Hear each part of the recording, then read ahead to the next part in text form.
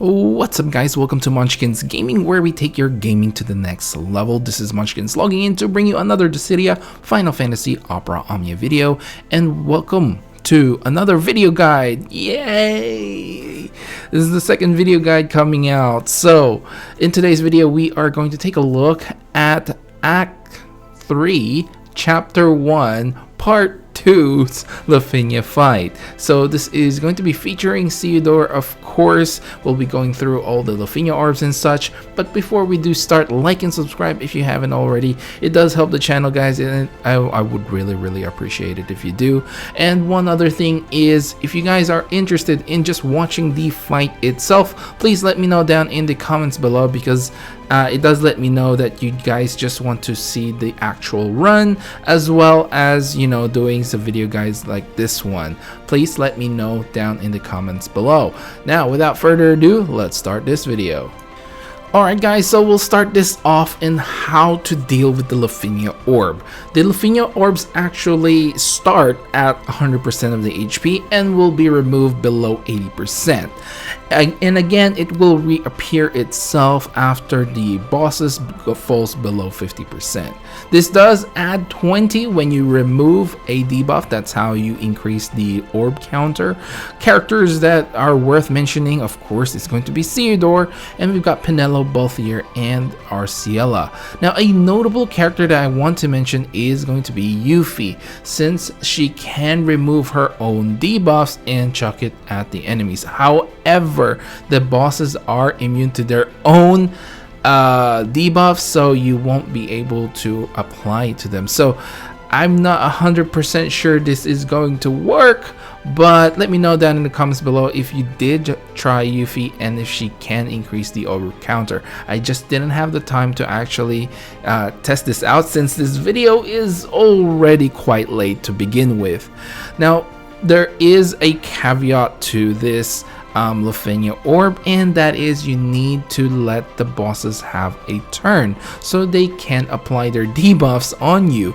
If not, then if you keep on delaying them, basically they won't be able to apply the debuffs, and basically the orb counter will drop to 0, and therefore ending the fight. Alright, now let's take a look at how the fight actually works. There are a lot of HP attacks on this particular fight, and that's including their recast ability. And the debuff, I should say, is also HP poison, so you are taking HP damage every time you take a turn. And the bosses do absorb the thunder and the earth elements as well as a lot of immunities that usually will work great on your part. So they are going to be immune to paralysis, senti poison, Akusala. I'm guessing these two are going to be their own particular debuffs, so you can't chuck it back at them with Yuffie. They are also immune to HP attack silence. Alright, so let's move on how you want to deal with this fight. Again, you have to let the bosses have a turn. I cannot stress this enough. If you want to survive, you can probably go with a very offensive oriented team, but if you want to be safe, you do have to let them have a turn so you can remove the debuffs later. You can actually just remove a debuff on one of your characters. You do not have to remove everyone's debuff. The counter will still go up. Again, this is where I say someone like Yuffie, who can remove her own debuff, can work pretty well. And unfortunately, I cannot really think of anyone else that does this, that removes their own debuffs. I could be wrong, so I can't really think of anyone else. So if you do think of someone else who does this, please leave it down in the comments below. The debuff, I would highly suggest you remove it as soon as possible as well. However, you can deal with this with high heals or HP regen for that matter. However, there is a certain point that obviously the HP poison will be, you know, doing a lot of damage, and you do not want to be caught off guard when your HP drops below 50% and they do another huge HP attack. Now let's take a look at the characters that you might want to bring. Well, honestly, you can bring anyone you want that is level 80 as long as they do not have the thunder and earth elements, since the bosses do have absorb on those elements. So someone like, say, Kryle or Guy, probably not worth bringing here, and even Gao, of course. You can sort of imperil, but yeah, it's still gonna be, they're still gonna be resistant to that. And the other thing is, you might see in this video that I actually have Kryle as my Cole ability. That was actually a mistake on my part. I forgot to change it. But yeah, let's just pretend you don't see that, okay? Now, as for the Cole characters, honestly speaking, you can just bring whoever you want. Again, just avoid the thunder and earth elements. Characters that can do debuffs are worth more, I believe, at least in my opinion. So someone like Jack or Hope, who can imperil a certain extent, I feel like they are worth much more. Caius as well, he has a lot of debuffs that he can apply, and that Doom is pretty nice to have as well. Now let's take a look at some party composition examples, and of course what you guys are seeing on this video is the team of Onion Knight, Theodore, and Pinello. The Cole team, again, you did not see Kryle in that Cole team. I would highly suggest having Jack, Hope, Ramza, or anyone. You can really replace Ramza here with anyone. As for support, I do highly suggest just bringing Onion Knight with a burst, and then for the summon, of course, I've got Diabolus. As for the next team, it's pretty much the same. The only thing that changed is Pinello is out, RCL is in, and then for the Cole team, Hope, Pinello, Machina, I guess you can use. But again, like I said, you can have your Cole team whoever you want. I have more value for characters that can do debuffs, so again, Jack is probably preferable here as well, so you do more damage. Support, again, Onion Knight with a burst would be preferable. You can have your summon as Shiva. Honestly speaking, unless it's like Ramu or what's the Earth team? The brothers, that's it. The brothers, you just avoid those summons, then you should be fine.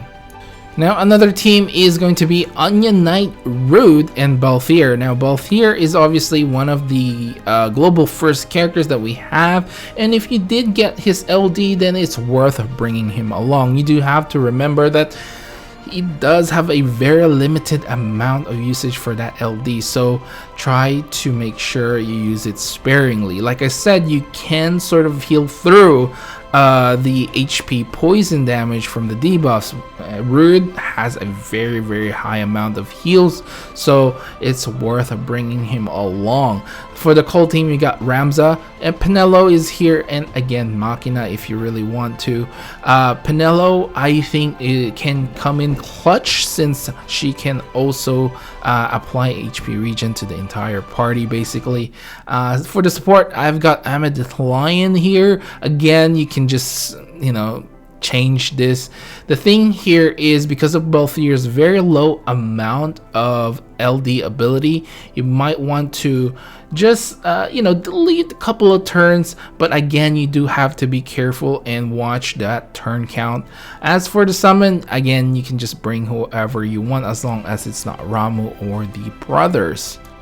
Now, as for the last team that I have for you guys here, is an interesting thing that I saw in the Facebook group community, and I'm just like flabbergasted with this team: Gladio, Balthier, and Kuja.